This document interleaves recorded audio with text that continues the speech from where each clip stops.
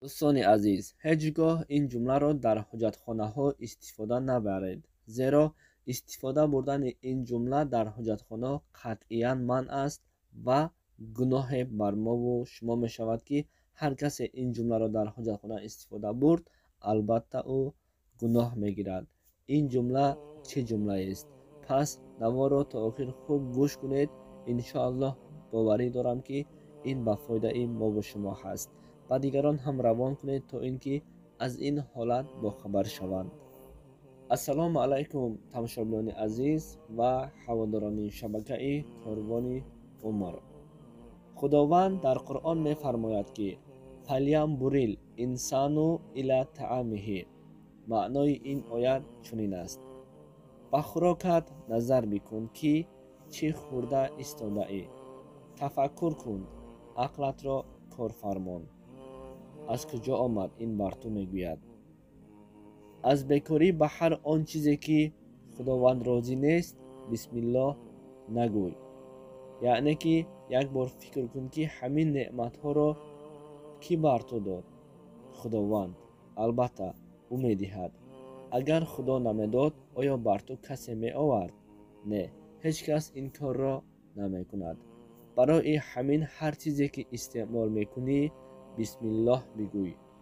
بسم الله چیست؟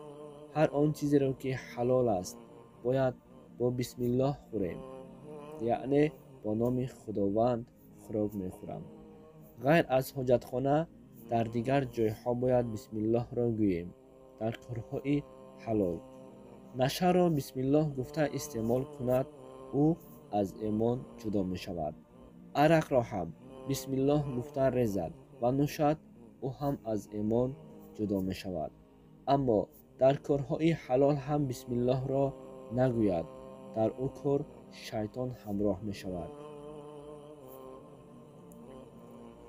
می خورد، می نوشد، حتی که عطر خوشبو کننده هم زند باید بسم الله گوید. البته دوستان عزیز، بسم الله را باید ما در هر کار استفاده بریم، البته کاری که پسند بر ما باشد و از اون کارمان خداوند راضی باشد. زیرا در شپیدن عطر ما بسم الله نگوییم گویا به شیطان هم عطر میزنیم. در همه کارهای خوب و حلال باید بسم الله گوییم. حتی اگر زمین شدگار و پوبل کردنی هم باشیم بسم الله گوییم. انشاءالله با گفتن بسم الله کارهای ما انجام می‌یابد و برکت دارد. سلام دوستان، سنجش شناسنامه خارجی یعنی که زگرم پاسپورت برای شما مشکل شده است و شما نمیتوانید در کجا چطور بسنجید. و ما پیش راه این مشکل شما را گرفتیم. شما اکنون میتوانید در خانه نشسته پاسپورت های خود را بسنجید و جواب درست را بگیرید. تنها با طریق واتساپ با این برادر صحبت کنید. این برادر بر شما چیزی گفت همان کار را بکنید. البته جواب پوره و عمیق به شما روان میکنند. و امروزها هم ای کار را رایگان نمی شود کرد، یعنی که اینها حق کاریشان را نیز میگیرند. به شما برای کار